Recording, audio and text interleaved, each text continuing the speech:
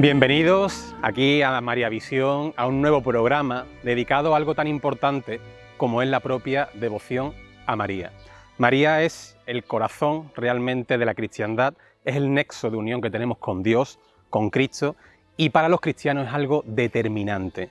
Y eso se ha plasmado en todo y cada uno de los rincones, no solamente de España, sino por supuesto del mundo entero. Este programa, Devociones con María, vamos a poder descubrir, vamos a poder conocer algunas de esas imágenes determinantes que han calado en el corazón de los fieles y que a día de hoy siguen siendo un detonante y un factor principal para entender el cristianismo y la fe.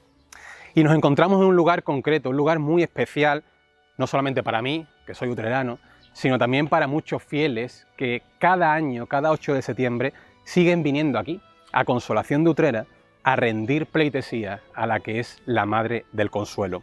Una devoción determinante que tendrá un peso fundamental no solamente en esta localidad, en esta villa, sino también en lugares como Cádiz, Sevilla e incluso toda la Andalucía occidental. ¿Por qué?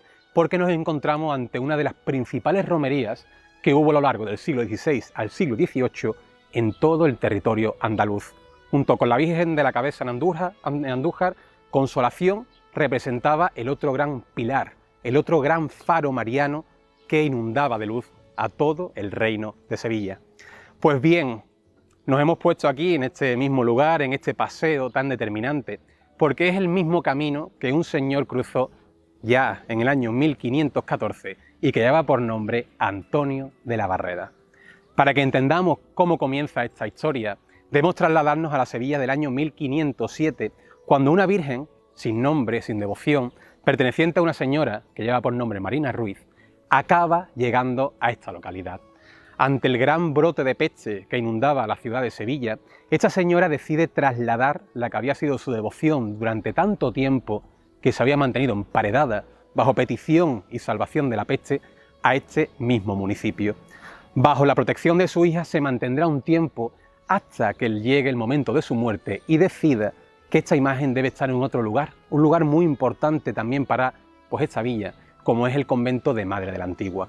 Allí quedará esta pequeña virgen, esta pequeña talla mariana de influencia fernandina, sin nombre, sin advocación, sin devoción, bajo la custodia y protección de las monjas dominicas. El tiempo irá avanzando, el tiempo irá pasando, y concretamente, como ya os he dicho, en ese año de 1514, un señor, llevando por nombre Antonio de la Barreda, tras peregrinar por los santos lugares de Roma, decidirá volver a la que era su tierra, a Utrera, y sintiendo esa necesidad de poder plasmar, de poder dedicar su vida por completo a Dios, decidirá llevar a cabo la fundación de una ermita. Una ermita que evidentemente no podría abrir en el centro de la villa, por tanto los principios que ser ermitaño representa no se podían desarrollar de esa forma, tenía que ser a las afueras. Y es entonces cuando ese señor, Antonio de la Barreda, comenzará a peregrinar por todos los entornos, por todos los lugares que envolvían a la localidad, hasta que finalmente encuentra un lugar concreto, un lugar determinante, un lugar que ofrece aquello que necesita una persona para sobrevivir, que es alimento y agua. Encuentra un espacio concreto donde hay palmeras y un pozo. ¿Qué dice este señor? Pues ahí estableceré mi casa y la que será la casa de Dios y de todos los utreranos. Pedirá una bula papal, una bula fundacional al Papa León X, y esta llegará en el año de 1520, dando permiso a Antonio de la Barreda para fundar una ermita que llevará por nombre Consolación de Utrera. De forma simultánea, la Virgen seguía estando sin nombre en ese pequeño lugar, ¿no? en ese gran convento, mientras aquí se levantaba esa ermita pobre, humilde, simplemente con un techo, una sola agua, con un techo de paja, cama básicamente a nivel del suelo y un retablo muy simple y muy sencillo, muy humilde, un retablo cerámico únicamente presentando una imagen de la Anunciación de la Virgen. ¿Qué ocurre? Bueno, pues a Antonio de la Barreda le sucederán otros ermitaños y hay otra gran figura clave, Fray Juan de Santamaría, fraile portugués vinculado a la orden mínima que vendrá a este mismo lugar, a esa pequeña casa, porque no era otra cosa que una casa, una choza, y ante la necesidad de buscar una imagen de devoción que iluminara el corazón de los utreranos, decide partir a ese convento de Madre de la Antigua a buscar esa advocación, esa imagen que pueda utilizarse como foco de atracción, como icono, para atraer a los fieles. Concretamente, al llegar a ese convento de Madre de la Antigua, le dicen que tienen una imagen mariana que no tiene advocación, no tiene devoción, que ella la tienen como secundaria, pero que podría funcionar perfectamente para esa ermita. Dice que cuando Fray Juan de Santamaría se presenta frente a la imagen, queda prendida, enamorado totalmente de ella. La trae a este mismo lugar, recorriendo ese famoso camino o paseo que a día de hoy nos une con Utrera, la colocará en esa pequeña ermita, en ese retablo improvisado, y dice que cuando una lámpara de aceite que él mismo financió para iluminar su rostro, definirá que ahí está el tesoro de su fe y el tesoro de todos los cristianos. Desde entonces, esa Virgen, sin nombre, sin advocación, adquirirá una. ¿Cuál? El nombre que tenía la ermita, Consolación de Utrera. Y aquí comienza la leyenda de esta maravillosa imagen mariana que sin duda alguna ha, pues vamos a decir, inundado el corazón de todos los fieles cristianos del entorno durante más de 5 siglos de historia.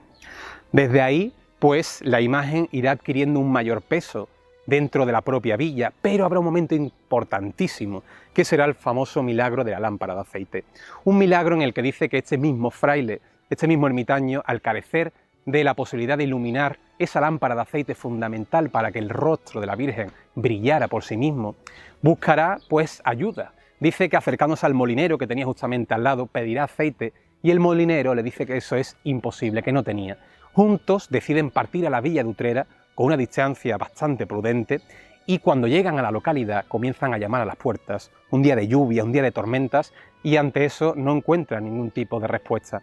¿Qué ocurre? Viniendo de una forma triste, apagados, amargados por ese camino de vuelta, sin ninguna esperanza de poder iluminar el rostro de la Virgen, encuentran que la casa está iluminada, el suelo está empapado y cuando atraviesan esa puerta, la lámpara está encendida, desparramando aceite por el suelo y la Virgen, como un faro, iluminaba no solamente esa ermita, sino todo el paseo de Consolación. Desde entonces, como ya os digo, 500 años más tarde, esa luz sigue presente en este mismo camino.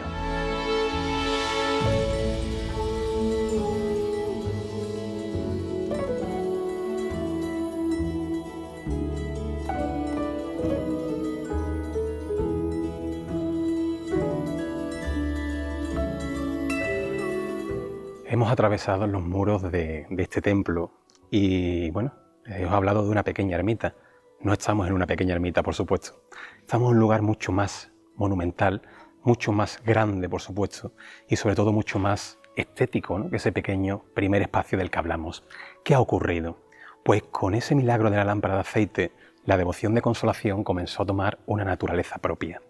El eco de ese milagro no solamente llegó al pueblo de Utrera, sino que llegó a toda la zona periférica, lugares como Mairena, el Viso del Alcor, por supuesto todo el reino de Sevilla en general, Cádiz, empezaron a tener ese eco de esa Virgen de Utrera que era capaz de emanar aceite durante días sin control y iluminando su rostro de esa forma tan particular y tan especial. Eso provocó la atención de una orden importantísima en aquel momento, que era la famosa orden mínima, fundada por San Francisco de Paula, una orden que siempre mantuvo una relación profunda, directa con la monarquía. San Francisco de Paula, en esas visiones que él tenía, fue capaz de predecir que el propio rey Francisco I, uno de los reyes más importantes de la dinastía de Francia, acabaría reinando cuando realmente no era por familia, por hegemonía, que a él le tocase, ¿no? Por tanto, desde ese momento todos los grandes reyes, todos los grandes monarcas quisieron tener cerca a los mínimos. Eso contribuyó a que, por supuesto, la corona española también mantuviese esos vínculos y cuando la devoción de Consolación comenzó a florecer, estos mínimos localizados en Écija fueron conscientes de la importancia que tenía hacerse con ese punto fundamental de la fe. Ellos pidieron a la propia monarquía, a los propios reyes del momento, al propio Felipe II y la intencionalidad de ocupar este espacio. Y finalmente lo consigue. Consiguen controlar este mismo lugar en el que ahora mismo nos encontramos y crear pues un nuevo centro. Esa ermita quedará atrás y se construirá un gran templo mudéjar junto a un monasterio que a día de hoy también define este espacio, y también promulgarán la creación de algo fundamental, la creación de una romería. Una romería que, como antes anticipé, se convertirá en la más importante de la Andalucía occidental. 54 hermandades filiales venían cada año a este mismo pueblo, a esta misma villa, triplicando por 5 a la población local. ¿Y venían a qué? Pues evidentemente a postrarse, a arrodillarse frente a la que era la principal devoción mariana, consolación. A partir de ahí, como ya os digo, la tradición era pues esa salida, ¿no?, de esa talla que salía desde este mismo templo ya erigido y iba pasando por todas y cada una de esas hermandades filiales, pasando donde ellas, como elemento representativo, tendrían su propio estandarte, propias medallas, y pasando, hasta que finalmente regresaría a la que es su templo para poder celebrarse esa misa, esa salve fundamental, y poner fin a la que era ese culmen devocional que representaba Consolación de Utrera. Los peregrinos no venían ese mismo día, hacían rutas de semanas, de meses, para poder llegar a este punto clave de Utrera. Y así ocupaban toda la zona, todo el atrio. Ese famoso parque del Quinto Centenario que a día de hoy tenemos era un lugar de acampada, lugar donde los peregrinos rezaban, comían, bebían, celebraban este acontecimiento tan importante. Eso hizo que poco a poco Consolación llegara incluso a atravesar pues el propio océano y llegar al continente americano, tanto que sabemos que en la propia Perú había una hermandad en el siglo XVII que llevaba por nombre Consolación de Utrera, Hermandad de Indios. Imaginar lo que esto significa y representa. ¿Por qué Consolación acaba pagándose? ¿Por qué muere esa romería? En el año de 1760 aproximadamente llegará a esta casa pues una figura clave. Será el propio general de la Orden Mínima, Fray Juan Prieto, que ante la devoción, ante el poder que tenía Consolación, decide establecer esta como su propia casa. Parte de este retablo que ahora mismo tengo a mis espaldas es financiado por este Fray Juan Prieto, que dejará su seña de identidad. En ese San José que estáis viendo no es nada más que esa intención, su devoción principal, y que era pues una intención de inmortalidad para demostrar que él mismo había financiado el dorado y acabado del mismo. Pues Fray Juan Prieto comenzará a mandar cartas al Concejo de Castilla diciendo que, oye, ¿qué está ocurriendo con esa romería de Consolación? Que a la Virgen la meten por calles que no son adecuadas, ese famoso templete que ostentaba le tiran, que parece que van a arrancar los propios varales, la Virgen roza el suelo, y él comienza a ver eso como algo que es contraproducente para la fe. Por tanto, de forma reiterante irá mandando esas cartas hasta que finalmente será leída por el propio rey Carlos III.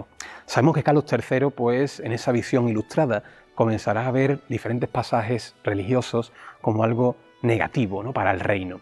Entonces llevará a cabo una reducción, por ejemplo, de las cofradías, de muchas obras pías aquí en este propio reino de España, pero otra cosa que hará será la famosa expulsión de los jesuitas. Pues con la romería de Consolación también se convertirá en su propio objetivo o punto de mira. El rey tenía que mandar guardia real desde Madrid, porque esto era insostenible con la propia Guardia del Reino o del propio Sevilla. Por tanto, al mandar esa Guardia Real era un costo excesivo. Decía que aquí había noches de fiesta, apuñalamientos, peleas. Por tanto, tenía que hacer ese esfuerzo, y ante esa vamos a decir, ese castigo diario que Fray Juan Prieto hacía contra la romería, pues Carlos III, de una forma muy inteligente y ahorrándose ese desplazamiento de la Guardia Real, ¿qué dice? Que la romería de Consolación quedará prohibida. En el año de 1772 esa romería llegará a su fin, y con ella no solamente ese calor, ese fervor que tenía de los peregrinos, sino que afectaría a todo el entorno. Decía que cualquier peregrino que se atreviese a venir a Utrera a peregrinar de romería llegaría a ser encarcelado. Imaginad lo que estamos diciendo, encarcelamiento por cumplir o por realizar tu fe. Todo ello se mantendrá. Y además de eso, frente al calor que por supuesto el pueblo siempre tendrá hacia su imagen, habrá un momento también determinante que será la llegada de la ocupación francesa. Los franceses encontrarán en este santuario, en este templo, una fuente a la que dañar, porque ¿cómo eres capaz de provocar un daño a un reino, a las personas, atacando a su fe? Este era el corazón de Utrera y había que herirlo, había que romperlo, y eso es lo que hicieron. Un daño pues que a día de hoy todavía lo percibimos, ese templete que a día de hoy porta la Virgen, obra de Marmolejo ya en 1964, viene a sustituir uno que había originario pues de finales del siglo XVI, comienzo del siglo XVII, que según cuentan las crónicas era una auténtica gozada artística. No solamente se funde ese templete para la realización de cañones, sino que también quemarán parte del archivo de los mínimos, acabando con la memoria, con la historia, con, vamos a decir, ese pasado y presente de Consolación, y si acabamos con el pasado, somos capaces de acabar con el futuro. Pero en este caso no lo consiguieron, porque una vez expulsados los franceses, Consolación siguió bajo el amparo de su pueblo, y aunque esa prohibición seguía activa, los utreranos seguían viniendo cada día a ver a la que era su principal fe, su principal consuelo y su principal timón. De esa manera, Consolación volverá a resurgir ya en el siglo XX, tras esa coronación del año de 1964, y esa prohibición, ¿no? ese sesgo que aquí hubo, se acaba rompiendo, permitiendo que cada 8 de septiembre, a día de hoy, vengan pues fieles de todo el entorno de nuevo a rezar a la que siempre fue su madre de consolación.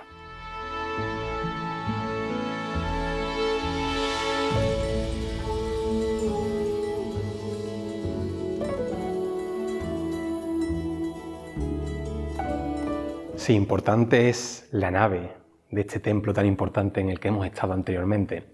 Hay un lugar muy especial, un lugar que yo creo que manifiesta o materializa pues todo el calor, el fervor que estos devotos han ido pues materializando a la Virgen.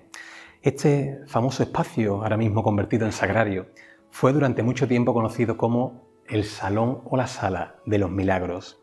En este mismo espacio, ¿no?, tan pequeño, donde actualmente pues podemos ver pared, en aquellos tiempos no se podía ver nada, estaba totalmente envuelto por elementos que aquellos fieles traían como un signo de amor, de agradecimiento a la que era la Madre.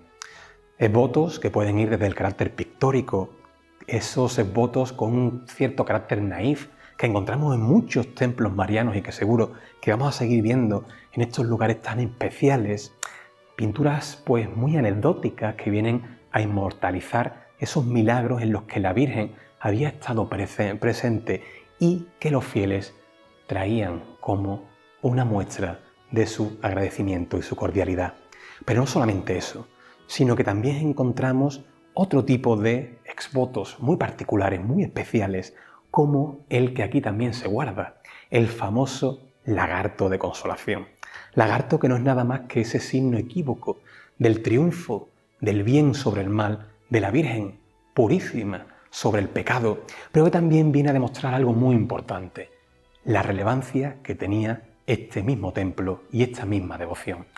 Una devoción, un acercamiento que se materializa de nuevo, digamos, con ese lagarto que, según se ha podido testificar, procede del Nilo y es de finales del siglo XVI, comienzos del siglo XVII. ¿Qué viene a materializar? Pues viene también a representar esas famosas Wunderkammer, esas cámaras de maravillas que atesoraban grandes elementos exóticos, desconocidos y que solamente podían contemplarse en lugares especiales. Imaginar lo que representaba para el reino de Sevilla el tener una réplica, es decir, un lagarto sacado directamente de lo más profundo del Nilo y colocado en un templo cristiano de la localidad de Utrera. Era otro tesoro que marcaba la importancia de este lugar y de esta talla. Pero si importante es el lagarto, igual de relevante es otro elemento que a día de hoy define a esta imagen, a esta efigie, que es el famoso barquito de consolación. Un barquito cuya historia merece ser contada. Un barquito que fue regalado pues, por un indiano en el siglo XVI, Rodrigo de Salinas, un señor que pues, sus viajes, sus negocios, le habían llevado al Nuevo Mundo. Pero regresando de uno de estas epopeyas porque era lo que auténticamente representaban, se encontrará pues ante una situación complicada con la hacienda del momento. Él decide que lo dejará todo si es capaz de salir indemne de esa situación y le pide a la Virgen de Consolación de Utrera que si le ayuda, gran parte de sus bienes, de su caudal, lo invertirá en regalarle un regalo. Será entonces cuando pues Rodrigo de Salinas quedará indemne de esa situación y tendrá ese pequeño detalle con Consolación de Utrera. Desde entonces, aproximadamente el año de 1583, mandará a realizar una nao. Esa nao tan semejante a los mismos barcos que él mismo había utilizado para llegar al Nuevo Mundo y que desde ese momento coronaría la mano de la Virgen. Pero la historia va más allá, porque ese atributo que a día de hoy pues es fundamental para entender la Virgen de Consuelo, no simplemente tiene un carácter, vamos a decir, decorativo, sino que tiene una pura funcionalidad. Ese barquito realmente está hueco. ¿Qué es eso? Está hecho en oro y cristal de roca, una pieza exclusiva, única en el mundo. Y los mástiles, de forma muy característica, tiene perforaciones. ¿Por qué? Porque ese cristal de roca se llenaba con perfume y cuando los peregrinos, después de tanto y tanto trayecto, falta de higiene, llegaban a este templo, evidentemente con el agotamiento del viaje, pero también con el olor que representaba eso, llegaban a la Virgen y esa Virgen siempre olía a flores. Era un auténtico milagro materializado mediante ese atributo que a día de hoy se ha convertido en su emblema. Tal es el caso que a partir de entonces muchas advocaciones dedicadas a Consolación, antigua Virgen de la Correa, cambiarán su atributo y pasarán a llevar sobre su mano ese barquito de la Virgen de Consolación de Utrera, una Virgen marinera en una tierra de secano. Eso es lo que nos hace también muy especial, en ese cruce de idas y venidas de Sevilla a Cádiz, de Cádiz a Sevilla, pero con parada obligada en la villa de Utrera. Ahí podemos contemplar, ¿no?, en este espacio también tan determinante, pues el origen de todo. Aquí es donde posiblemente estuvo localizada esa ermita. ¿Y cómo podemos saberlo? Por la presencia del pozo que tengo justamente a mi lado. Ese pozo que fue el sustento, que fue la bebida, que fue, vamos a decir, el impulso que cada mañana Antonio de la Barrera utilizaba para comenzar el día, para poder vivir y que a día de hoy sigue sustentando la fe de todos los utreranos, de todos los devotos de Consolación, que emana desde lo más profundo hacia la talla mariana que a día de hoy tenemos en ese maravilloso retablo. Incluso ahí tenéis también una recreación de cómo pudo ser la Virgen en sus orígenes, una Virgen de talla fernandina, talla que data de finales del siglo XIII, comienzo del siglo XIV, pero al igual que otras muchas devociones marianas, estaban expuestas a las modas de las épocas. Por tanto, cuando en el siglo XVI se pone de moda la ropa de los Austrias, el estilo de las vírgenes de candelero, esta Virgen será ligeramente modificada. Se acabará esa colocación entronizada y se le colocará ese famoso elemento que permite el poder vestirlas a el estilo de las reinas. Por tanto, eso es muy determinante. Pero también tendremos en cuenta que pese a esa modificación que tiene, la Virgen sigue conservando algo fundamental en ella, que es el rostro. Sobre todo algo muy importante, esos grandes ojos que vienen a ser la puerta directa de esa influencia gótica, ¿no? La puerta directa a la fe, al poder conectar a lo más profundo del alma y que cuando la mires, ella te siga con esos grandes ojos y te llene de paz, de calma y sobre todo pues de algo tan necesario como es la esperanza. Por tanto, veis cómo este lugar tan repleto, si estos muros pudieran hablar, respirar, nos contarían pues miles y miles y miles y cientos de miles de plegarias de todos aquellos que han pasado por aquí, que han dejado su impronta, pero sobre todo una parte de ellos, de sus necesidades, de sus amores, de sus debilidades, de sus éxitos, y que han envuelto y han conseguido que este mismo templo, antigua ermita, ahora edificio monumental, con esa estética neomudéjar y neonazarí, se convierta pues, en un lugar cargado de energía, cargado de fuerza, pero sobre todo cargado de fe y de devoción. Y con ello pues pongo fin a este programa, a esta devoción mariana, con devociones marianas, y seguiremos mucho más adentrándonos en aquellos lugares que siguen teniendo la devoción de María como su principal emblema y que sigue siendo el corazón de toda la cristiandad. Nos vemos la semana próxima.